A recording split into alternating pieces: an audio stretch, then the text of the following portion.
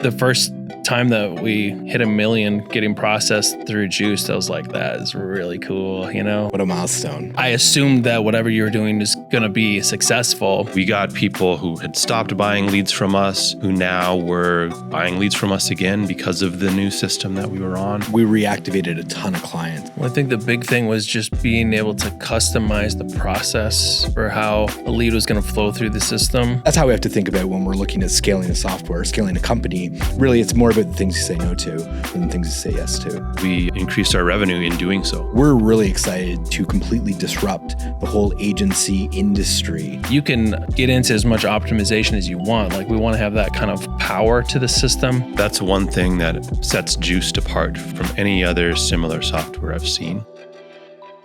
So here we are, episode 9 of That Agency Show, where we're going to be talking to a software developer. So very clickbaity title, talking to a software developer. Not just any software developer. Our software developer. This guy.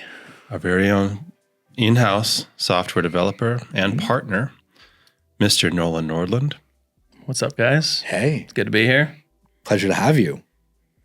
And I guess it's not even really in-house because we started an entirely separate company outside of Leadzolo to start this because Nolan's not just a software developer. He is also an entrepreneur and is a partner in this company with us. That's right. We wanted our own software, but someone like Nolan doesn't just want to come develop software for a company and just be part of one company. So in order to entice him to actually do this for us, we had to paint the vision of, hey, this is a software that lots of companies would benefit from. Yep.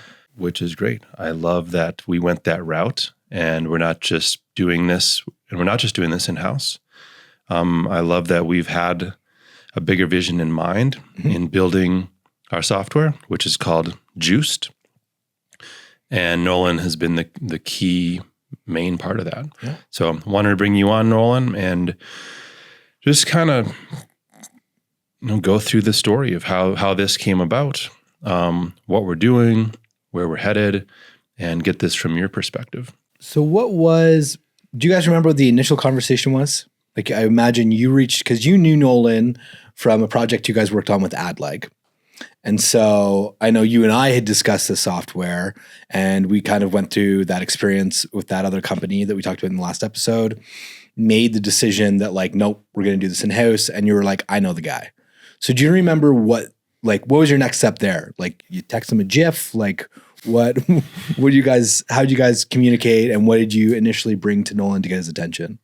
I feel like it was a little bit more than that, but at least the way I remember it, this was probably like, must have been August of 23 or so. I think you reached out and just gave me like really high level the idea, and I was familiar enough with the business model. I just had a basic understanding, but I was like, oh, this is pretty intriguing, but there were no numbers involved. So I was like, is this the kind of thing I'll work really, really hard at and I make $500 a month? Or is this the kind of thing I spend 2 weeks on and I retire? I had no idea what kind of range it was. So I was intrigued, but other than doing a little bit of investigating in general, like the industry, I didn't have a whole lot of direction, or I didn't know how much to pursue it or how much to prioritize it. And then it was actually a conversation with Preston, because he's a mutual friend of ours, where like he started giving me a little bit more context. And I was like, okay, I definitely need to look into this a little bit more seriously. And so I think you told me about it, and then you went on a trip. So you were AFK for a while. Okay. And you remember that being summer of 2023? I think that's what it was, because I know, spoiler, here we are. We made the software, so I decided to do it. But it was February of 24 that I quit my job and went full-time on this. So you must have seeded it to Nolan while we were still working with that other company. Well, that would have been before we even started working with the other company. Interesting, yeah. We would have still been on LeadProsper. Yep. So I don't even remember that conversation, I guess. I thought we had more so started talking about it after we realized it wasn't going to work with this other company. So yeah, I guess that does make sense that we would have started to be looking at options. You know, do we want to try to find something? Do we want to try to do this ourselves? And then we really got serious about it once we realized it just wasn't going to work with that other company that we were trying to work with. So what were you doing at the time? Yeah, so I was working for a development company called Kirschbaum Development Group. I started working there, what was it, 2021, I think. That was kind of coming off the heels of, well, how you and I first started working together. So Kyle and I had built some software together.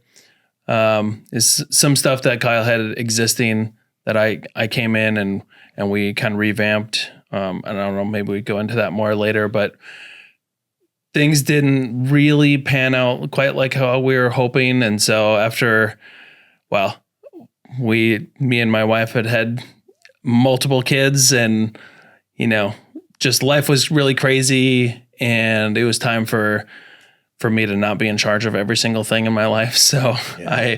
I just got a normal job at this place called Kirschbaum. And it was by far my number one choice for places to work at. It was one of the official partners of the Laravel framework, which is a PHP framework. So I don't know how in the weeds we want to get into the technical stuff, but my background was, mostly building websites with the PHP programming language. And I kind of got lucky that, 15 years ago or whatever it was, when I was like starting to take it a little bit more serious, I discovered frameworks, and I was like, oh, I don't know, this Laravel one seems like people think that's cool, but it was kind of the new kid on the block. Mm-hmm. I just kind of picked one. Yeah. I was like, I'm going to learn this one. Well, now it's like by far the most popular one in the PHP world. And I've built, dozens and dozens of projects on it, but ended up getting this job with Kirschbaum, who's an official partner of that framework. And, every company says that they're experts and are artisans. Artisans is a very particular word in the Laravel community, because like the main command line interface tool, CLI, command line interface, the main tool is called Artisan. So if you're working with, it's more of a play on words in the industry type of thing. So like in the Laravel niche specifically, like Artisan's a big deal. So I don't know, just everyone throws that kind of language around. But when I started actually working there, I was like, oh, these people are legit. Like they really, really know what they're doing. So shout out to them. It was really, really great experience. And, I was good enough, had enough experience and whatever that they thought I was worth hiring. But I feel like I probably doubled or tripled my skills in the couple of years that I was working there. Cause I wasn't the one teaching everyone else. Right. Suddenly, like I was, closer to the bottom rung of the totem pole, and I had a lot to learn. So I got a lot better while I was working there. Even with that, like the goal was always to get back to doing my own thing at some point. It was more just I needed a break from leading every single thing that I was involved with. And when we had, at one point it was 3 kids under the age of 3. Yeah. It was like, and all of them had colic, so nobody was ever sleeping. So it was like 3 years of nobody sleeping ever. So having that security of a job was definitely needed at that time. Yeah, it was huge. It was really huge. So it was the best thing for our family, and I think ultimately the best thing for my career too. So in 2023 in summer, I'm assuming you were excelling in Kirschbaum, things were normalizing at home.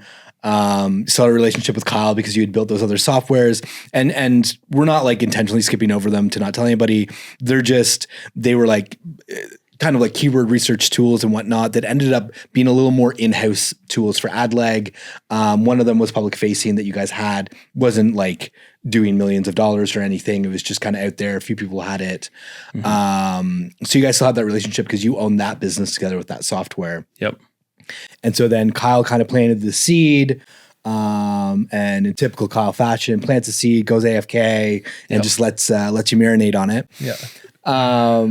And then you talked to Preston. So what did Preston kind of fill in for you? Was it more about like what the industry was that we were in, or was it more about that like because Preston was aware we were on a huge growth path at the time. Yeah. So what was that conversation like? Yeah, probably the biggest thing was just him helping me have context for just how big this was going to be. I mean, you had run AdLeg and it was really successful. So I assumed that whatever you were doing is going to be successful. I mean, I have a lot of trust for you just as a, business mind. And if you're telling me to look into something, I'm going to look into it. But there were a lot of questions after the initial conversation, which might have just been an email. I don't even remember. But yeah, talking to Preston helped me get a lot more context. And, Preston and I have been really good friends for, 5-6 years or so. And so I knew I could trust his take on things too. So yeah, it was a lot about the context and giving me idea of the numbers and whatnot. But he also kind of helped flesh out, he was able to explain more what I would be building because we met up at a coffee shop and we weren't even going to talk about this. We were just like hanging out and he's like, oh, well, this is what I'm doing. Here's the software that this other, company uses to do all this stuff. So Kyle's probably looking at something in this realm. Yep. So getting to see it, even something that's a close approximation, like seeing that and then having some context for the kind of scale that we're talking about. I was like, okay, this is cool. The visuals on like what a bid system looked like. Because that's with the episode with Preston, we talked about like how when Kyle saw that system and saw like what people were paying per lead and whatnot, that's what really inspired him to start Leadzolo. And now we're still have that in the back of our minds. We're doing like flat pricing. We're running into issues with clients wanting to pay more for leads. It was the initial idea, and now we're like a year or so later, and we're like, we need this software. We need this to happen. And so then Preston showed you what was really the initial idea for us. Great. Mm-hmm. So at that point, you and I don't think had even met yet. Yeah. Maybe we were on some random call, random AdLeg call once upon a time, but that's probably it. So then Kyle comes back, I assume, from whatever vacation he might have been on. And do you know like how it proceeded from there? Like what was the next step? Did the three of us jump on a call? I mean, at some point the three of us got on a call and talked through it a little bit. I think we talked more about what the business could look like because you guys hadn't talked any details with me, like I didn't know if I knew that you were talking about starting an actual business. But we hadn't like talked equity splits or anything like that. So I didn't, I just still didn't know what a potential partnership would look like. So I think the next thing was that we kind of fleshed out those details and, just what you guys threw out there was really exciting for me. Again, just like you said, like I want to actually build a business and not just write some code somewhere. So it was really enticing for me.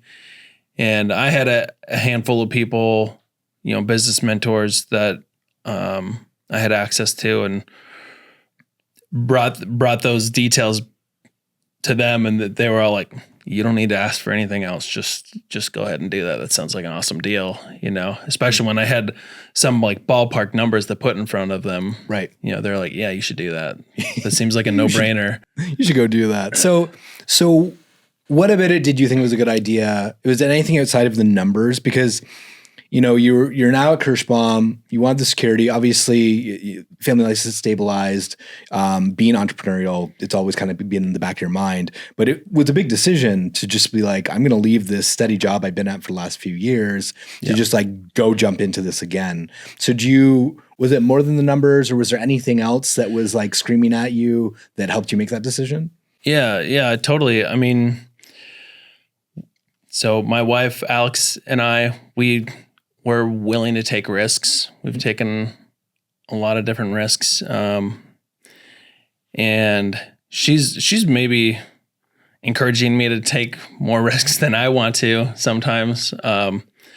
But I think, beyond just like the actual work and the challenge being a lot more fulfilling, just owning your own thing, doing the entrepreneurial route, like just opens up so many more avenues. And, when Alex and I talk about the kind of family we want to build and what we want our lives to look like, we just think there's a lot more potential going that direction. Cause I mean, we want to have the kind of family where, we can like have a vision. I mean, we talk about our family being an organization or a team. We were part of this group called Family Teams for a while, and they'll talk about how people move across the country to get a job, right? And that's like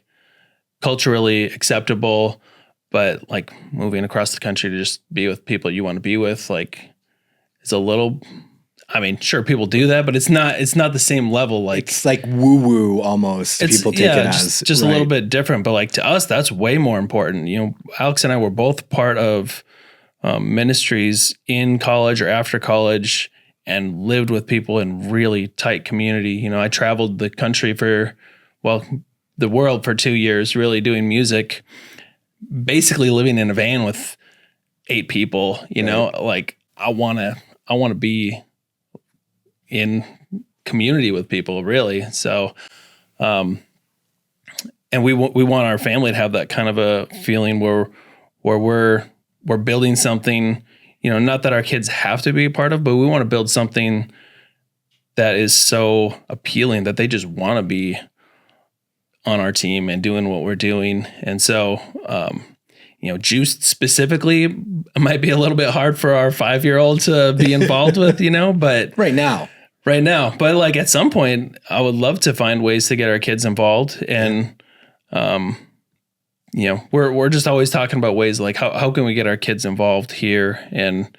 what are we doing as a family that's going to be, something that like our kids want to carry on and their kids carry on, right? Like kind of a multi-generational mindset. So to us, like having a business is a key piece of that whole process. I mean, it's 40 hours a week is the standard, like that's a lot of time. Yeah. If you really trying to value your family and do all this stuff, like how do we leverage that to actually be a thing that helps serve our overall vision more rather than just like a thing that I got to go away and do this thing so that I can come back and like hang out with my family for a little bit of time. So we're trying to integrate it all, basically. That's awesome to hear. Like that's really deep and great. Because my perspective was a Slack message being like, yep, Nolan's on board. So I love hearing that story. That's incredible. Yeah. I feel like I need to go have a conversation with my family now about integrating them into my business. Yeah, that's inspiring. Like it's great. Because that's kind of the mindset. I've never thought about it that deep of like, if you're going and working at a job, your kids probably aren't going to want to follow in your footsteps and do what you want to do. Right. But if you're running the show, if you're running a business, then it happens all the time that the kids end up joining the family business, whether that's a laundromat or whether that's the Walton family running Walmart. Yeah. And it can like, I don't know. I think our culture, a lot of times we tend to look at things like, I mean, we're very, very individualistic in the West, but that's not how everyone is. And it's not a bad thing to like want to create something for your kids to do with you. Like I'm not taking their choice away. Right. I want my kids to have as much choice, as I've had and to have freedom, but I also want them to just be inspired and like, I want them to look at the thing and be like, that is awesome. I want to do that. Right. As opposed to like, all right, well, I'm going to train you how to be an adult someday. And now go live on the other side of the country and, we'll see each other at holidays. Like I'm investing a lot in my kids. I want to have something more than just, I know they're doing okay in Seattle or New York or whatever. Well, it's incredibly expansive thinking about it like that, where you think about the converse of it being like you working in a job downtown and complaining about the commute every night and leaving at 6 a.m. and not coming home till 6 o'clock at night. Like that's restrictive because you're painting this very restrictive image for your children about like, that's what becoming an adult is, where you're showing them that like dedication and hard work is incredibly important, but building something that also contributes to community, that also contributes to other people, and living in that and speaking like that on a daily basis is incredible. Like to your point is giving choice, is not forcing anything on anybody. And I think a lot of people miss that. I think people underestimate or don't realize what they're actually imposing on their children when they're complaining about their day job or whatever it might be. So that's great. That's awesome. So next steps. So we kind of put together a proposal, figured out what this company would look like, figured out equity, figured out how to fund it essentially, because you weren't in a position to just leave your job and wait for 3 years for this business to take off. So part of the plan was basically Leadzolo would be funding this. The only expense really is your time at that point. We start doing that. We start moving forward. You start building this thing. How did you even start? I'm curious, was there some template that you found? Do you remember the first kind of features that you were working on for Juiced? I wanted to see if I could just solve the core problem as fast as possible. Just basically, can I set up some kind of basic bidding system and then be able to accept a lead and send it to the person that's supposed to get it? So just the really core basic thing. And so I was actually working on that just in my spare time before I quit my job. I think the first commit on the repository was probably in November of 23. So I think I started working on it on some capacity probably 3 months before I quit. And so, I was thinking through a lot of the basic things. The nice thing about the Laravel framework is it just gives you so much out of the box. I don't have to, there's just so much cookie cutter stuff when it comes to building a website or even, having an API or whatever. There's just all this stuff that you don't need to keep building that stuff over and over and over. So Laravel really helps you start the whole process way down the road. So I was being able to think about some of those core business problems to solve. So I don't have to monkey with any of that other stuff. I just started with that core set of things. And, I don't know how long it took me. I probably spent roughly a month on it before I had a working proof of concept, which was incredibly basic. But I think I waited until I got to that point before I could be wrong about this, but I feel like I waited until that point before I was like, yes, I'm definitely in on this, I maybe had said, yes, I want to do this. Right. But I definitely wasn't at the point where I'm like, I'm going to quit my job. Yeah. You didn't submit the resignation letter yet. Yeah. So it might've been, I probably had already said, yes, I'm in. And then it wasn't until I had the proof of concept before I was like, okay, I can see the end of my traditional employment coming now. I can, start planning that side of things. That was the very first thing. When we have this is a multi-tenant application, so that's a pretty core foundational piece. So I spent a lot of after getting the absolute core problem solved. Then I spent a lot of time trying to set up the infrastructure kind of as well as I could. The thing that's hard with software is it's always evolving, and things are always going to change. And something that you think is a core feature right now might be a thing you tear out, right? Later on down the road, because there's always like some degree of pivoting that is going to happen. And I mean, that there's going to be more pivots in our future for sure. Like even though you guys have been using this for more than a year at this point, I'm sure there's still going to just be some core things that change here and there, but we've already launched features that we've kind of rolled back on, and it's always just going to happen. And as we get more tenants and whatnot on the platform, they're going to have requests, and their businesses are going to be slightly different than ours, and we're just going to have to keep developing through feedback. Which is awesome. Yeah, and it'll be interesting, just the process of figuring out what do we say yes to, what do we say no to, Like I really don't want to get into doing one-offs for anyone. Like, of course, I think that's not a very sustainable way of doing things. But so like even when we say yes to things, like how general are we going to make this? How expansive is this? Or is this just a very niche feature that we're going to build in here that only 10% of the user base is going to take advantage of? Like, do we actually take time, but that's kind of the exciting part too of building software, getting to work through all that stuff. Sounds way too smart, Nolan. I recently had experience with a software that would happily build any feature I wanted at the low, low price of a $250 development fee, and just take us through the ringer and delay everything for months. That was our experience with the last company, and why we came to you for sure.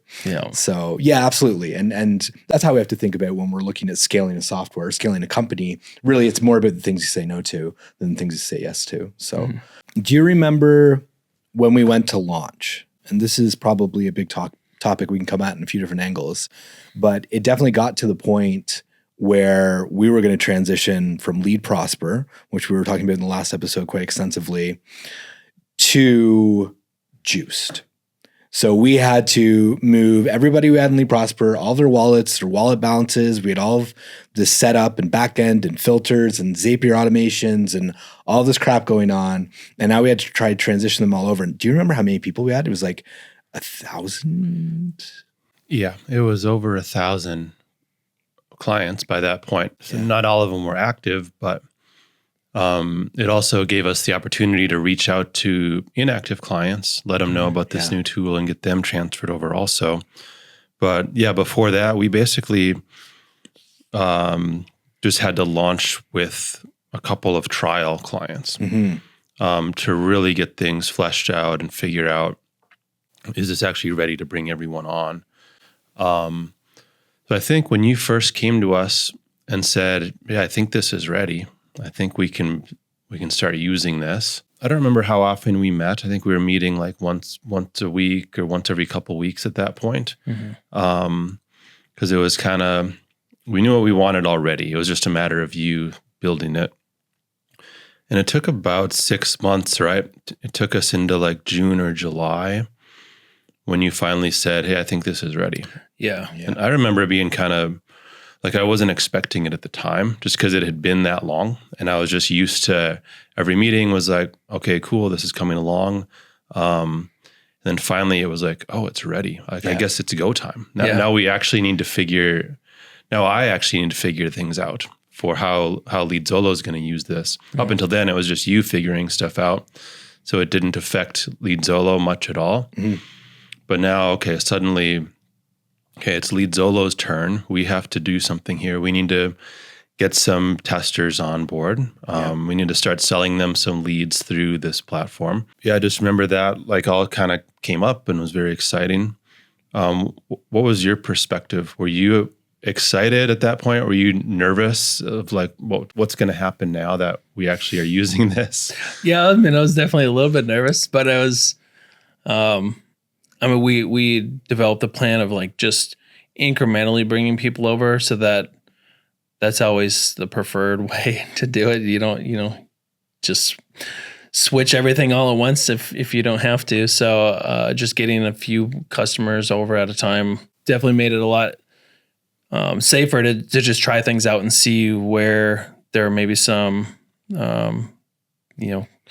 just things that needed to be ironed out. But I was very excited for sure too. I mean, it just had been a lot of work for a long time. Mm-hmm. And I mean, I've worked on some projects that were that big in my career, but before anyone was using it. But this was the first time that I've worked on something myself that scale, that had like taken that long before we started using it. So, I was really excited just to finally see real information flowing through the system and actual money, like, I mean, it's the first time that we hit 1 million getting processed through Juiced. I was like, that is really cool. Like what a milestone. Mm-hmm. Yeah. Just like I built this whole thing and there's that much money passing through it, and I'm not screwing it up. It's going where it's supposed to, and everyone's happy. This is great. So yeah, and it was working. So we had started testing with these clients. It was going fine. And I remember at one point, because we were onboarding new clients still onto LeadProsper at that point. Yep. Like 10 clients a week. Mm-hmm. And we had started testing, we test with our best clients who we have the best kind of relationship with. So they understand they're part of this testing thing. But at one point we just decided, and I don't even know if we told you we decided this, but we just decided we're just going to start onboarding our new customers onto Juiced. Yeah, we had talked about that. Okay. Because like everyone that we were onboarding onto LeadProsper, we knew we were going to have to be migrating them over to Juiced. And it's like, well, let's just put these new people on here. Yeah.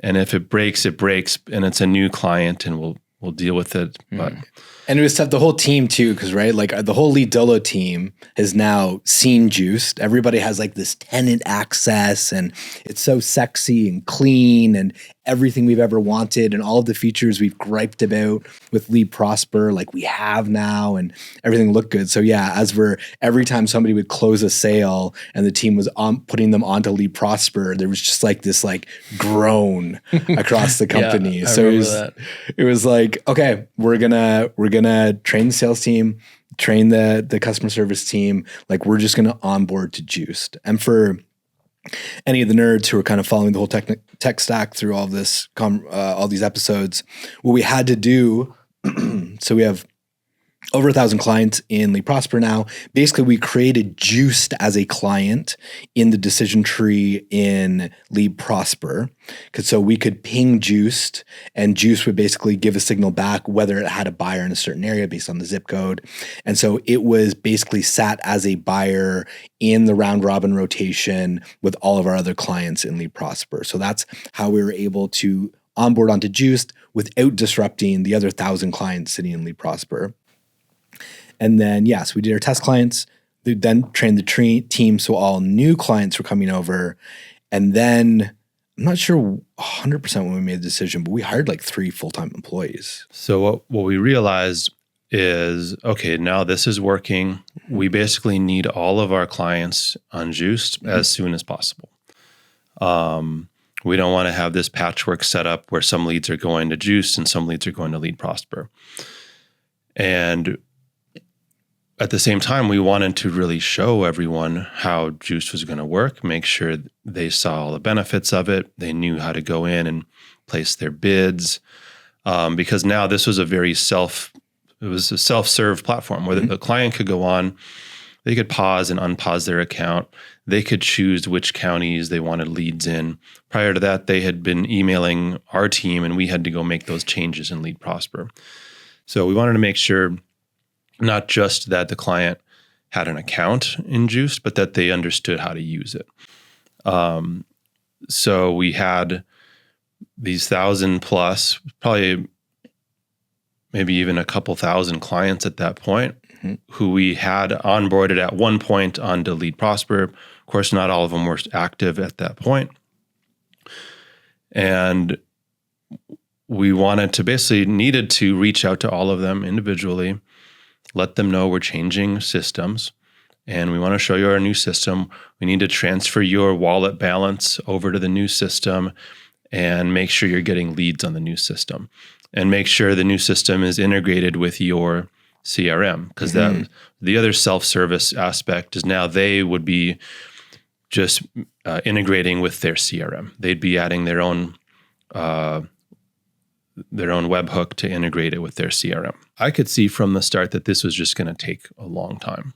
I think Drew and our COO Cody were a little more optimistic. Like they thought this was maybe going to be a month or 2-month thing. Yeah. I could see this is going to take a long time. So we actually hired a few more people just to do these migrations, and which was fine because it allowed us to have that personal touch point with every client. We had now this great new thing we could show them. And we got people who had stopped buying leads from us, who now were buying leads from us again because of the new system that we were on. We reactivated a ton of clients. It also helped too that at the time we were selling leads at $250 per lead through LeadProsper. And when we launched Juiced, starting bids were $200. So it was a really good opportunity to us to re-engage old clients and be like, hey, price is now $200 on the new system. So it really, those few months were great in terms of re-engaging and getting people over. Yeah. Like as complex as it was, and you just wish you could have some integration that just exports everything from LeadProsper over to Juiced. It actually was way better individually having a meeting with every single client and getting them over. Like we increased our revenue in doing so. Like we had our best month ever then in October, I think. It was like our best month ever. And we were still part on LeadProsper, part on Juiced at that point. Man, maybe we need to make another software. Get all our clients just keep migrating. Can you just duplicate? We'll just get another instance of Juice and make it another color. Nolan, you had said at one point that you had some chart at your house and you were like using it to show your kids the progress of Juiced. Yeah. What did that look like? Well, this was my way of like trying to integrate those kids, It's like, again, you're 4, whatever, you're not going to be writing software with me, but I was just trying to involve them because, why is dad in the basement all day? What is he doing down there? So I was like trying to explain to him, look, this is where the goal that we're trying to get to for our family, So I made a, just like a line chart kind of thing. And, had like the thermometer on the side, like this is where we're trying to get to. And that was the $1 million a month goal. And, we like every Friday night we would, do like we're having our family meal and we just had it taped on the wall next to the table. And I let the kids, I just like put a dot on there and have them draw a line and they would get excited about it for 3 seconds, and I'd always be like, so do you remember what this is for? It's like, that's work or whatever. But, they have no context really for what's going on, but I'm just like trying to share the journey with them in some way. They would get excited about coloring on the wall for a second and then, they would fight over the markers and that would be the end of it. So it's good times. Do you still have that thermometer? I think I do still have it somewhere. I think I saved it. I think I just, folded it up and it's like, this will be like a cool nostalgic thing to find someday. Right. Has that like evolved or like in what ways are you integrating them now? There's not much integration at the moment. So since things have like stabilized a little bit, I guess I just haven't had as much ideas like how to. Guess after you make your first $1 million, it kind of gets boring. Yeah, whatever. It's boring. It's just old news at this point.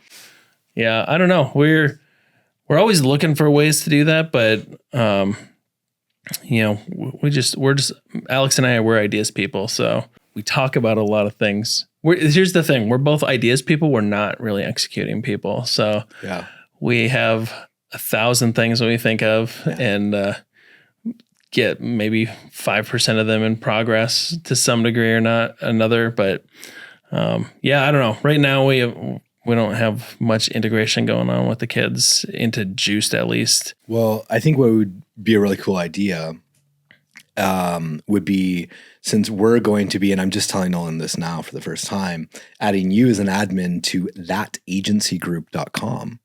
where all of our listeners are going to be joining and asking questions and digging into the things we've been talking about. So maybe the next thing you can be tracking are the people coming into that group and what questions they're asking about the software and, what ideas they might have or what ideas you might have, and really join that discussion. Yeah, that'd be cool. I love that. And do you remember what it's called? Thatagencygroup.com. Right. Great. And by the way, while we're telling people to go to websites, if you're looking to find Juiced, you're going to have to go to usejuiced.com. Of course, Juiced.com wasn't available for less than $1 million. Who would have thought? Who would have thought? But yeah, usejuiced.com is where you can go get in the weeds of this software if you feel like you're ready to take a look at that. And at that agency group, of course, you can post anything. Kyle and I are going to be active in there. Nolan is absolutely going to be in that group as well. So ask anything, ask away. Yeah. And it sounds like we're wrapping up this episode, but we're really not. Nope. We have a lot more to talk about. Just a good time for a plug. Okay. So now Leadzolo is using Juiced. We are the alpha testers.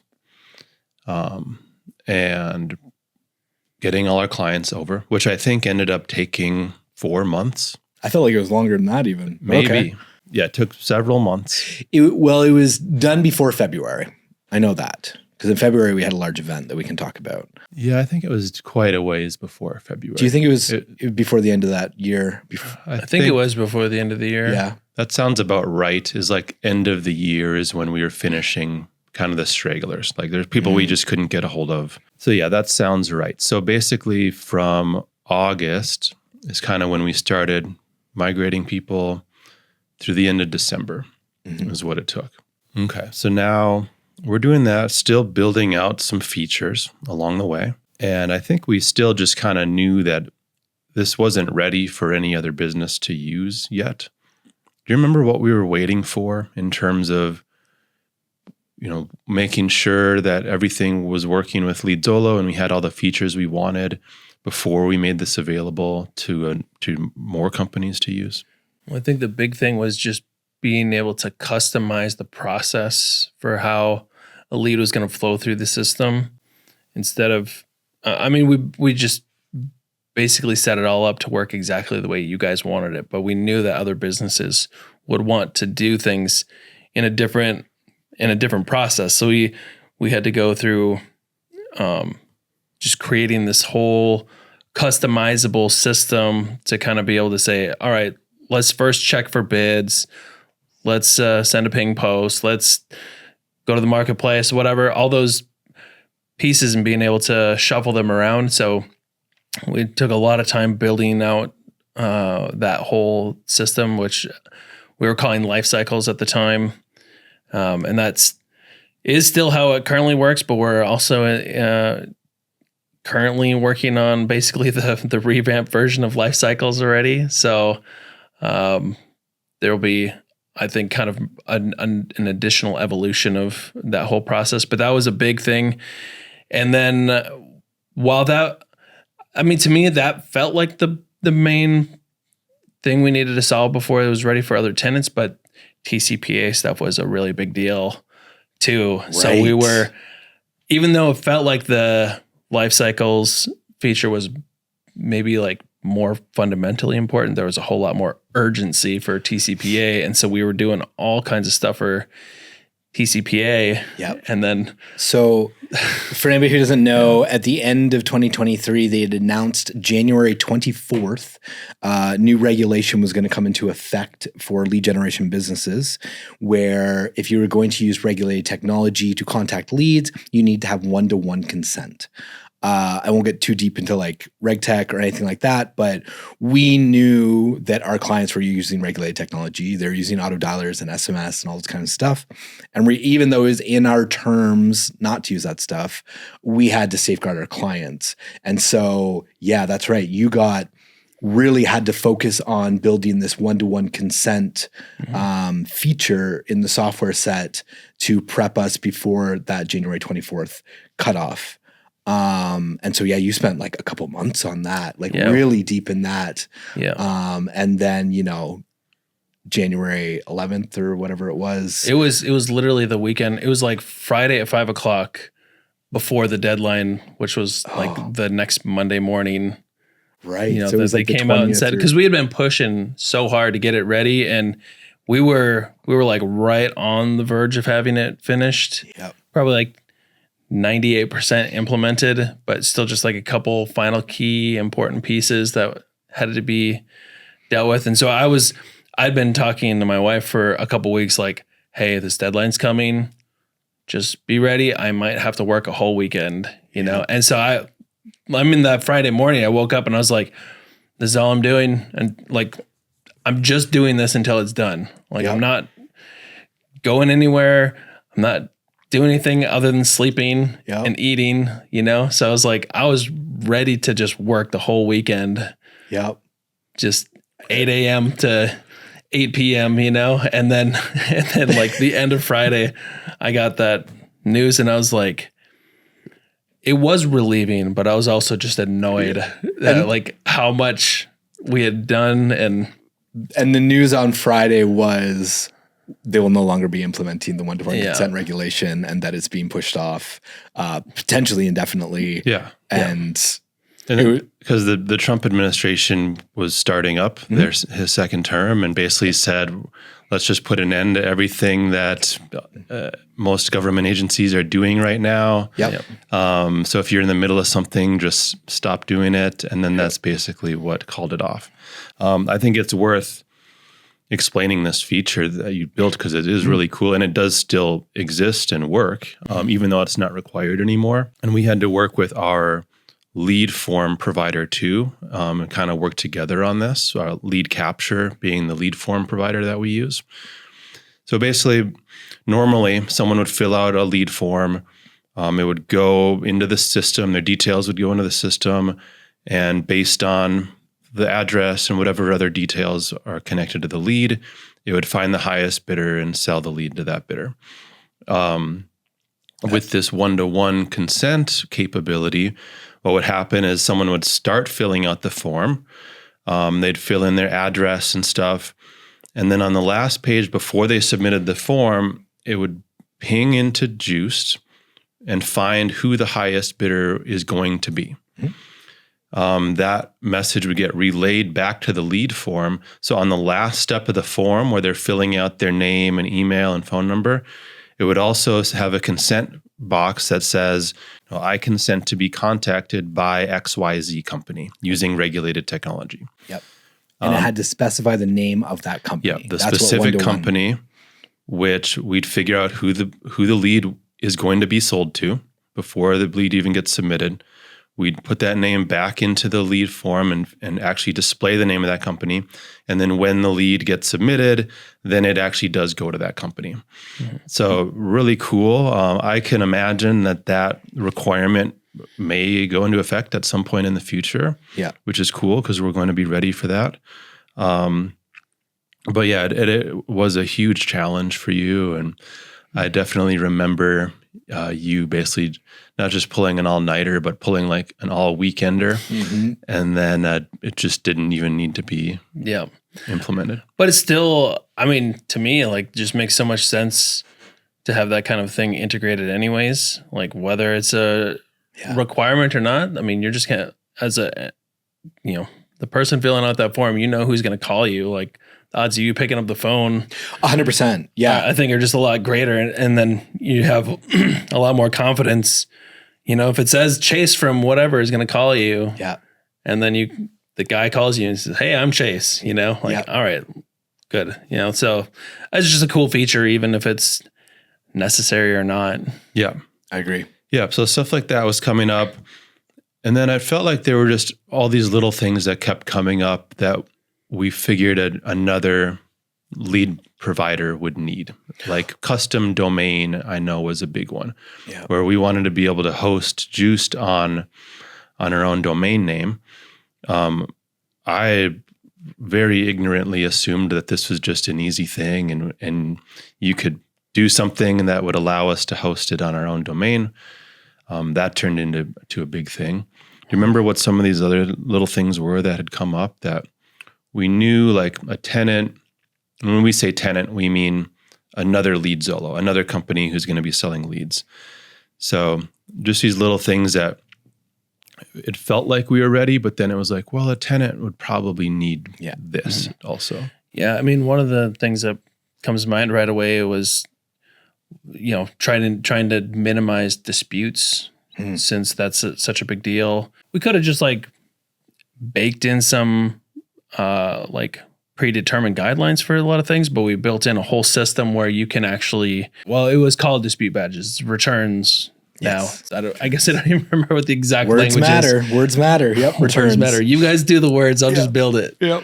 Yeah. Being able to incentivize people with a discount if they're not returning, or penalize them, not monetarily, but we actually decrease the likelihood that someone's going to get a lead if they're a high returner. Yep. And then it's slightly gamified with a little badge that they get, kind of showing their ranking. It's kind of military-esque, the badges that are in there.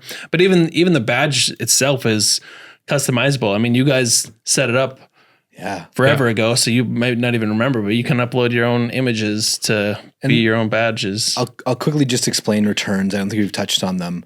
I think next episode we do, but returns are interesting. They happen, but if you think about this, if you have a client who's buying $200 leads and they have a 20% return rate, that means as a business, as Leadzolo, we're effectively only making $160 per lead that we're selling to these people. So, but then we also had clients who just didn't do returns because they didn't care. It was just a cost of business for them. They're super successful. It just wasn't worth their effort to decide what fell into the return policy and do it. So if I have one client who's buying all these leads at $200 and not returning, another client who's buying all these $200 leads and is returning at 20% return rate, we wanted to make sure that the system knew that, so that if they were ever in a bid competition, so a lead came in an area and it was up to the two of them, rather than it being a round robin, we wanted it to identify the returner as its effective bid really only being $180 or $160. So their bid minus the return rate.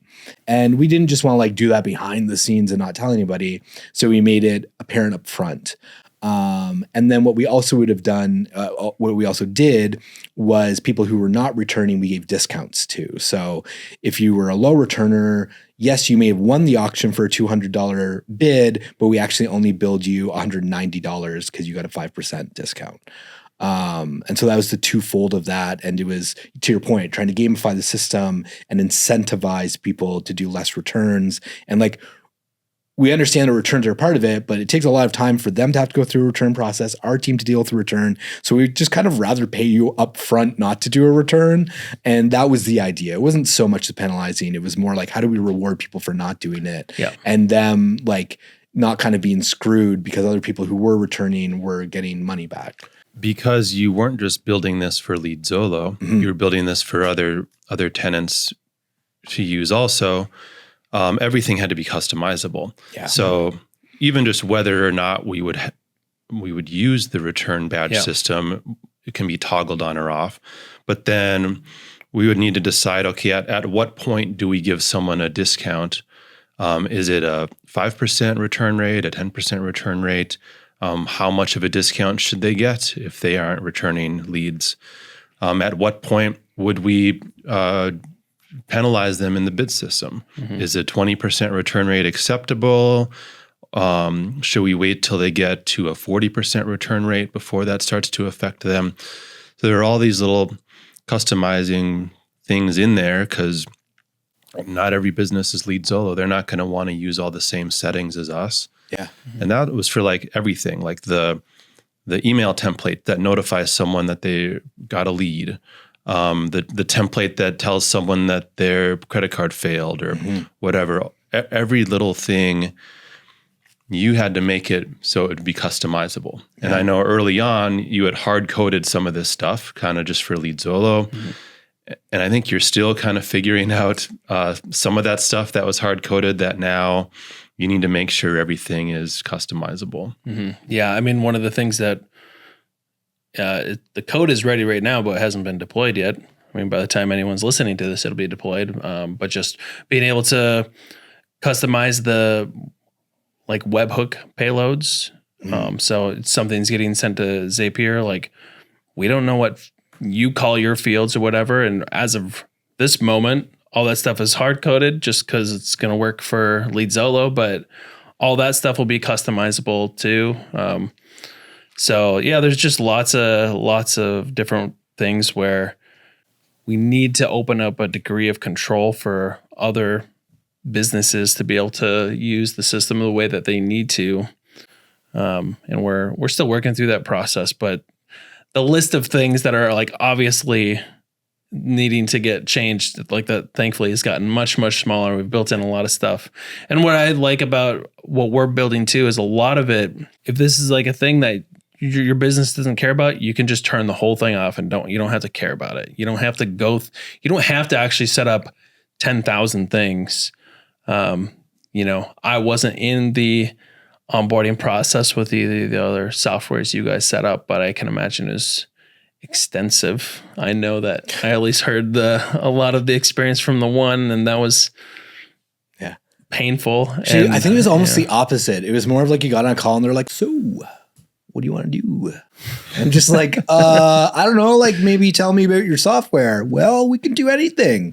And it's like, great. We're just starting with a blank piece of paper. Good thing we're paying $250 an hour for this. Yeah. I really want us to get to a point where we have a very guided onboarding system where it can just ask you 4 or 5 questions and we just set up a bunch of stuff automatically based off of those things. And again, everything can be changed in your own control, whenever you feel like it. But if we can just ask you, a handful of questions about your business, we can just set it up the way that probably going to get you 90% of the way there right out of the box. Yeah. So that trying to get that whole process, I mean, just knowing how big of a pain point that was for you guys trying to get set up, like if we can not just do better, but like be like, oh, in 15 minutes, I can actually be using this if I wanted to.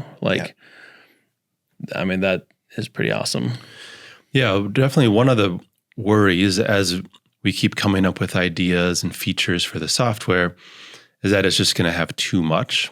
And every cool feature we add just adds more complexity to the software. And there's no way around that.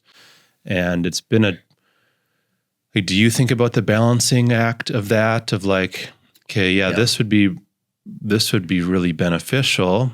Maybe this would only be beneficial for Leadzolo.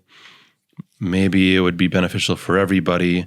But is it worth like adding another option into the software? And where do I put that option so that it's not just too overwhelming for a brand new tenant coming in and using it? Totally. Yeah, I think about that all the time. And I think there's a lot of optimization that we have left to do to clean that kind of stuff up. But yeah, I'm thinking about that all the time because I think there's a lot of things that we can do to simplify. We don't want people to be overwhelmed. And I think right now, we've been working on this for a long time. And we're gonna clean up a lot of the organization and whatnot. But like, that's why I want to have like a really nice onboarding process. So we can ask you like, do you care about returns? No? Okay. Then I'm just going to hide everything that says return. You won't even see it. Don't even have to care. You don't even have to know. Like if you're bored one day and you're looking through like the advanced settings, maybe you find it and you can learn about it, read the docs. Like our documentation is going to be first rate. So, you can learn and understand not just what the feature does, but like why it actually would matter for your business. So you can get into as much optimization as you want. Like we want to have that kind of power to the system, but the easiest way to like maintain some amount of the simplicity is to just hide the stuff you don't care about.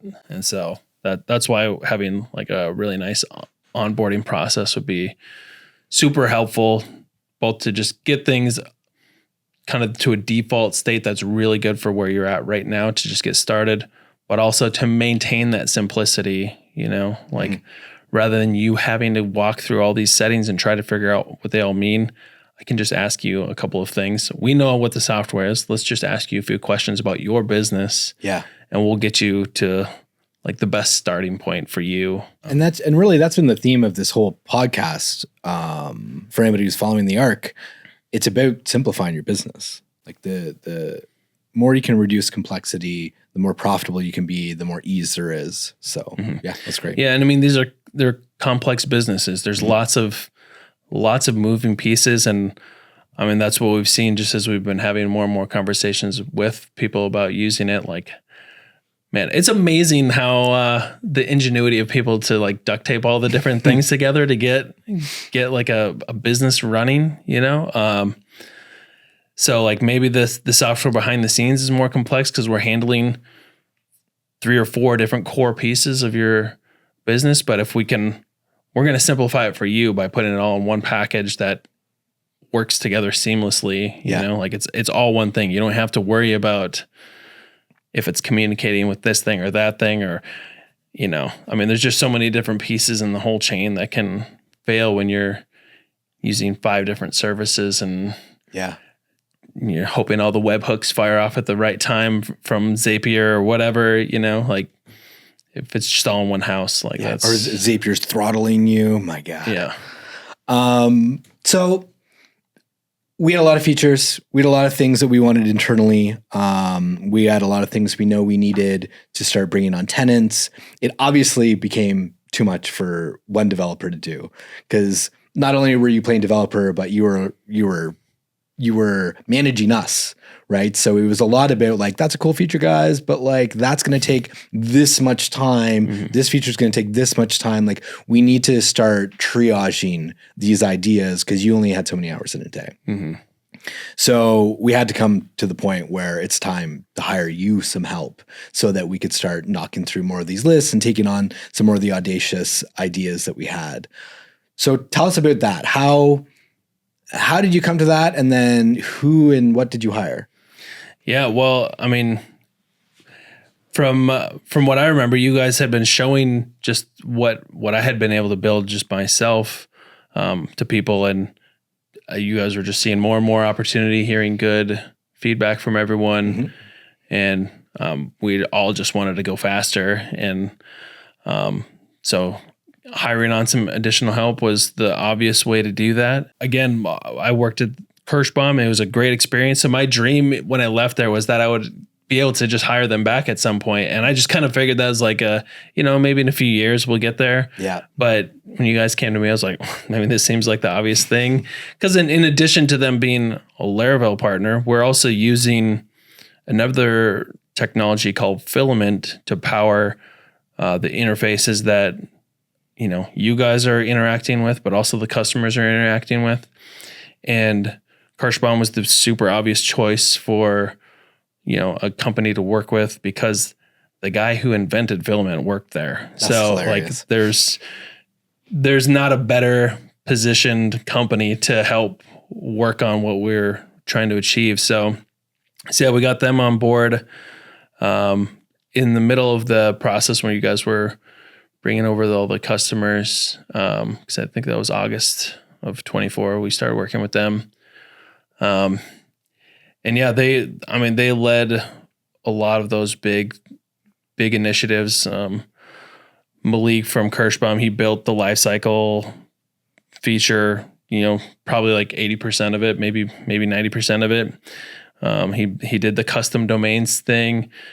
I kind of always think of myself as a jack of all trades. Like, my dad was a carpenter. I feel like I'm a carpenter. I just get the job done, but like, I'm not going to have like the best trim work. I'm also not building the Taj Mahal. I'm like going to make a garage that you're going to park your tractor in. Right. I'll get the thing done. But Kirschbaum was really helpful for a lot of different expertise where it's just not my wheelhouse, like especially infrastructure kind of things and all the custom domain stuff. There's so much infrastructure stuff that has to happen with just, web servers talking to each other and SSL certificates and encryption, like just a bunch of stuff that could I figure it out? Yes, I can figure it out. I don't want to. Right. And if someone else just knows how to do it and, once they were on the team, it was like, sweet, let's have them do this and this and this, and I don't have to worry about it. You know, they'll just take care of it.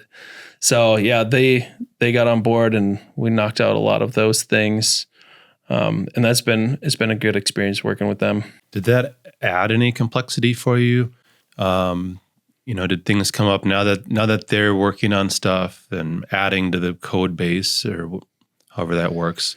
Did that make some things more complicated for you? Yeah, definitely. I mean, we're kind of already at that point. We were like getting to the realm of the whole thing being so big. I can't just keep it all in my head. Before they were, even a couple months after they started working, you guys could have asked me anything. I could have probably told you right off the top of my head, or I would have known exactly where to look and could have looked at the code for a couple minutes and been like, okay, this is exactly what's happening. But once they got involved, like I'm reviewing everything. So like theoretically I've looked at all this code, but that doesn't mean I have an intimate understanding of how it works. And so, yeah, there are definitely some parts of the code base. If some issue comes up, like I gotta just get myself familiar with how this is even working before I can give you an answer of what's wrong or what needs to change.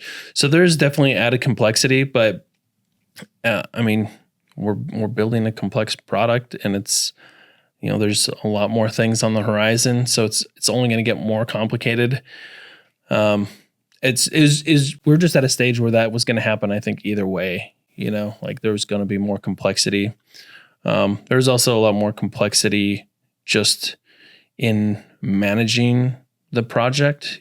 I kind of had to shift into more of like a CTO kind of mindset, trying to pick a direction, pick high level, how are we going to work on this? How are we going to implement this?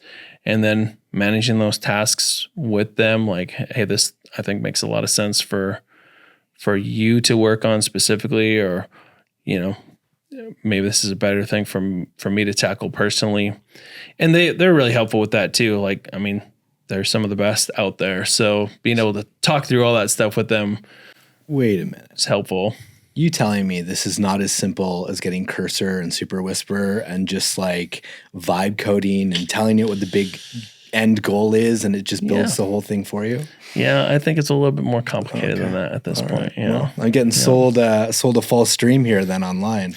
Yeah, it's out there. It's real for some people, but at the same time, like, I don't know. I'll have one week where I'm like, wow, AI is going to make, like, our product is going to be so advanced and we're going to build so much stuff, for 1 week. And then the next week, I'm pretty sure if I would have just wrote it myself, I probably would have saved 5-6 hours. Right. So I don't know. It's the Wild West in the AI world right now. So the joke I'm trying to make is that like it's an organism, right? And it's constantly evolving. Like there's no way knowing today what this whole project's gonna look like next month even. It's gonna be so different. There's gonna be different features. There's gonna be different ways to think through it. So I want to talk about user interface for a little bit, because I think that's one thing that, in my opinion, sets Juiced apart from any other similar software I've seen. The user, it just looks great, functions great.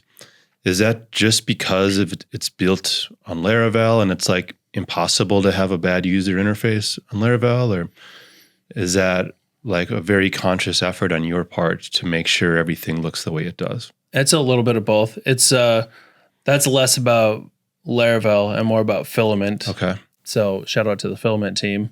Shout out Filament. They've given you a very good starting point, and there's the flexibility to build completely custom pages and everything, but you have a shell that you're working inside of. You have tools in toolbox and you just use the tools and it's going to come out pretty good for the most part. It's more about like more the decisions that I'm making UI wise are, should this thing be a button or should it be a link? How do I organize the page? Like what's the best way? If a user's coming to this page, what are they trying to do? How do I put the most important things in the obvious place to use them? And so it's more about organizing for what I'm doing, because Filament has given you a lot of really good tools out of the just to work with. And I haven't really talked to you guys about this, but I think at some point I'm going to build out my own custom theme for everything. So it'll still be structurally the same, but look more proprietary, I guess. Because I mean, right now we're using, like, it does look really good, but it's kind of generic. It's not. It's anyone who is using Filament, if they saw, like, if I posted a screenshot of our software into any of the communities that I'm in, they're like, cool, Filament, that's awesome. Right. So like, it's recognizable, and nobody that's actually using it knows that. So it doesn't matter that much. But I guess just, I love design, and I did video production for a while. So just like the creative design side of me really wants to do that kind of thing. So, and Filament has actually done a lot of stuff in their most recent major version that they released, to make that kind of stuff much easier and faster to do. I mean, that's the thing that's awesome about all these tools. You can do things really, really fast and actually build the thing that is the most meaningful for the business. You're not spending a whole lot of time just building website stuff. Like, you can just get to the core problem really fast. Well, it's interesting. You made the analogy earlier about how, like, you're the get it done guy. Like, you'll build the farm to put the tractor in, but you're not worried about the trim. And I think when you're saying that, you're talking specifically about coding. Because what I know of you in the last little while, or my observation from working with you, is that, like, if there's something you're a genius at and that you obsess about, is UI and UX. Yeah. And I don't think you're taking enough credit by saying, like, oh, it's just Filament. But, like, I remember being on a call with you, and it was, like, really important.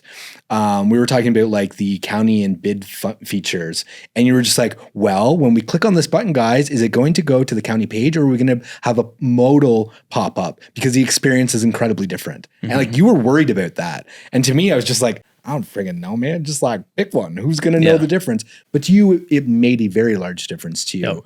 And it wasn't just about the code, because for you, it's like, I'm either going to do it this way or that. But you were really concerned about what the experience was going to be. And then when we started talking about bid UI, we had an idea. We knew what functionally we wanted. Mm-hmm. And you just kept not pushing back. You just kept saying, like, guys, it is not that simple. And it wasn't that the code wasn't that simple, but you were really concerned about, how is this going to function? Like, how is this going to work with a thumb on a phone and a mouse click on a computer? And how is it going to look visually? Because if it looks clunky and weird, then you didn't want to build it.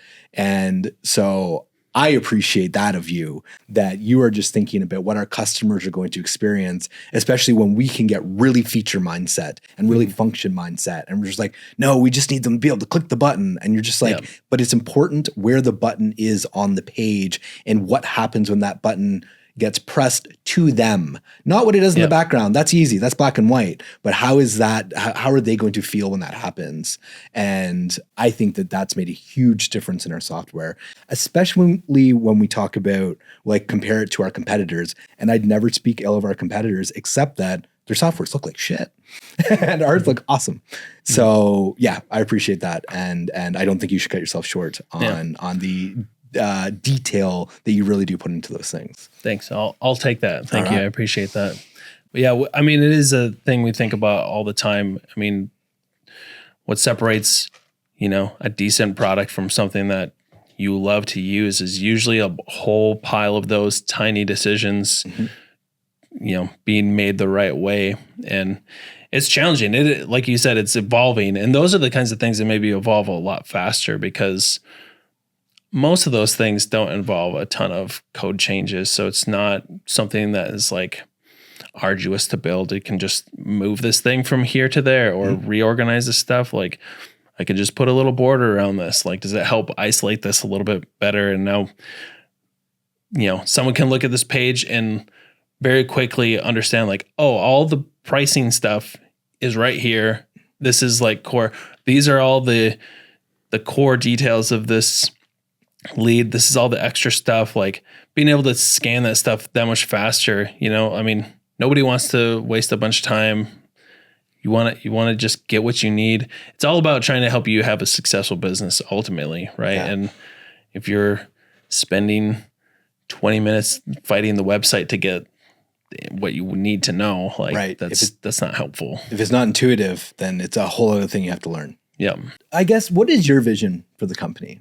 Obviously Kyle and I have ours, and we kind of have a lens. We've had a lens through Leadzolo, and now we're evolving into like getting really excited about the software and we're going to talk about hybrid agency and things that we can use the software for in coming episodes for other agencies. But we're really excited to completely disrupt the whole agency industry with this software. And so our vision is constantly evolving.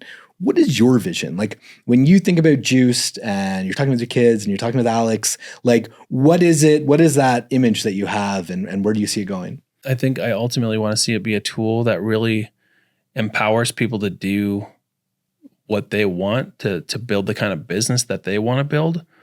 And so, there's obviously a lot of different ways that people do stuff. Like, the clientele you have is massively impacts how you're going to do things. And so, being able to put a business owner in the right position to be able to just make their business model work in one place. Like, that's what I want to see us have, that kind of versatility, while also still being something that people look at it and they're like, oh, I just get this. Like, it's simple and I'm not overwhelmed. I mean, the first couple of times I looked at any of the software in here, like being someone who was like only like basically like had a basic understanding of how things operated, I'm just looking at all this stuff. I'm just like, what is going on? Yeah. And I think I still feel that way sometimes, looking at competitors, and I've been working in this space, for, it's getting close to 2 years. Yeah. So, I want it to just be as simplistic as possible, but be versatile at the same time. I think that's where I want us to get to ultimately. And I already mentioned like documentation being first rate. Yeah. Like, that does so much. And I love documentation that can not just explain the nuts and bolts, but can actually help you see the bigger picture of why this is helpful. Mm-hmm. And, especially if we build something that's versatile enough to facilitate multiple business models, like, our documentation could actually expose you to a whole different way of doing something. Absolutely. That you maybe never thought of. That might be exactly what you need. Because, obviously everyone's business is evolving too. Like, you start making new connections, you start working in a new vertical, suddenly there's a whole different set of problems to solve. And if you are not adapting your current thought process to a new, industry, you might just be missing or leaving a lot of meat on the bone, I suppose. Yeah. A lot of juice in the fruit. A lot of juice to be squeezed. You got to squeeze that juice. Yeah. So, want to be able to do that and do it efficiently and simple for people too. So that's kind of what I'm thinking about. I think the last thing I have is, what's it been like working with Kyle and I? What's that experience been like? It's good. I like working with you guys. You're pretty cool. Yeah, you're pretty cool. Thanks, man. It helped, Kyle and I had worked together before, and it's really good experience. Just kind of no nonsense. We were just able to build the thing, and it was always really easy for us to just like brainstorm ideas, and it seemed like we had a pretty good synergy, I guess, of you just knowing the industry really well and me being able to understand the technology enough to like kind of take those two pieces of the puzzle and be like, all right, this is actually probably the best thing for us to do right now. And that was pretty successful before. So I was excited to work with you guys again. And, we didn't know each other, but just the little bit of time we spent on calls is like, it'll be fun working for these guys. And then with Cody getting involved and I had been friends with Preston for a long time. And, just, there was enough connections. There was like, I have a lot of it's pretty high level of trust for me to step in. So it's been a lot of fun working with you guys, and I'm excited to keep going forward. If we have time for another question, I have a question for you guys. Sure. I'm curious to know, like, as we were rolling things out and you started showing it to other people, like our business model for Juiced has evolved. Yes. So like, what was that process like for you guys deciding to be, like, let's take this a different direction than what we originally envisioned? Well, what do you mean by that? What was the first direction you're thinking? And just how we initially set up the business, where, it was going to be like, I'll build this for Leadzolo, and then we're going to more or less go separate ways. We'll be friends, but the idea of having tenants was like, it was an idea and you were going to build the feature, but we weren't like 100% sold on that. The main prerogative at the beginning was for Leadzolo, right? I think Kyle and I always had in the back of our head that this was going to be external. To be fair, at the beginning stages, we were just really selfishly like, what do we need for Leadzolo right now? But I can tell you, the people that I've shown this software to, and maybe this is to a fault, but like it's the hot girl in the bar, man. Like everybody is just completely taken away by it when they see it and they see the functionality, to the point where people aren't, it takes a little while before they're just like, oh, maybe I should like see if she's worth talking to and what her personality is like, because the features and the back end of it is almost coming secondary, because people are looking at it as such a smooth interface. And because it's complex because there's a lot happening, but when you're looking at the user experience, it's so simple. Like there's 4 or 5 tabs on the left-hand side, right? Like it's not a burger menu with 84 different pages to go to, right? It's so clean and simple. And so whenever we've shown this to other people, they have always just been like jaws open, like, oh my gosh, this is beautiful. And they're excited to want to put their customers on it to show it off. So I think that's the first thing, is that like people are looking at it, they're looking at it as a Ferrari before, and they haven't even looked at the engine yet. And then when we do pop the hood, you always just see people's gears turning, because it's not a model. PPL seems like an old school model, and it is in a simple way. But the way that we're doing PPL, almost like at a retail level, people haven't really fully thought through or thought of before. So when they're looking at this engine, it's not just like this inline 8. It's like this whole new flux capacitor, what is going on? And their gears just start turning, and they're just like, man, we could be making so much more money if we adopted some of what this software is doing, and we changed our model a little bit to use this. What's your experience been, Kyle? Yeah, I mean, when we first started, the idea was basically, Nolan was going to be running the show. This is Nolan's software. We were more or less planning to be silent partners, and the biggest user, of course. But the more this kind of went along, I know I realized that I want to keep Nolan in his genius, because he's been building this thing within his genius, and it's like the coolest, most useful piece of software I've used for anything. And now if more people are going to be using this thing, that means Nolan's going to be pulled into these other areas of like sales and trying to run the company and doing all this stuff, that he could do, of course, but we had more capacity to take that stuff on.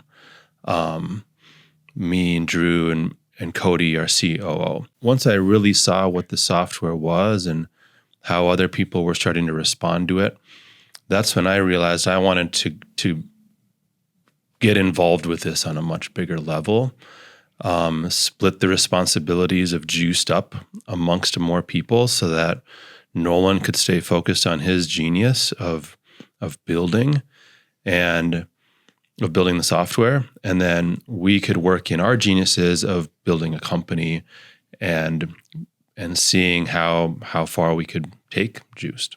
Which is also why we brought in Cody as an equity partner and gave him an option to buy in, which you were for, because it was like, to Kyle's point, it's like, yeah, it was a great idea, but now that we see the potential for this, we need to all involve our genius and bring it all in. And now with the four of us, like it's got a ton of potential. Yeah. Yeah. And for me, it felt, I was maybe slow to make the decision, but I kind of felt like it was a no-brainer almost the whole time. It's like, I was just trying to like poke holes in it. You're trying to get, your worth for your equity you were giving up or you were selling. I was playing hard to get. You're negotiating. Yeah. No, I was really happy to say yes to that and work with you guys a little more directly, because I could just see how as a team we're going to be so much stronger and be able to take it so much further. And yeah, like I want to build a really awesome business and be involved on the business side, but at the same time, I don't really want to do sales. Right. I have to start from scratch, really like figuring that out, or, we could just work together and just go. You can obsess over product and Cody can obsess over sales. And just to be clear for everyone listening, the first business plan, Nolan had a majority of the equity. Leadzolo was a small shareholder. And what we did midway through is decide, hey, Leadzolo wants to buy into more of this. So we saw the potential, not just of the software, but of us getting involved. And we knew we had a lot to add and wanted to have a bigger piece of that if we were going to be adding more. So we worked out a deal to buy Nolan out of some of his equity, gave the option for Cody, our COO, who I'm sure we'll be talking with in a future episode of this show, give him the option to buy into a piece of the equity too. So now, it's much more fun with the four of us working on it for sure. All right. Well, that was that. Yeah. That was talking to a software developer. Yeah. Just exactly as I would have expected it. Yeah. So go to thatagencygroup.com, join the discussion. I know it's got a really high price tag of free. Kyle, Nolan, and I will be in there. Please ask us questions. Let's take this conversation even deeper in that group. And as things come up, we'll obviously have more episodes. We'll have Nolan on for some more episodes.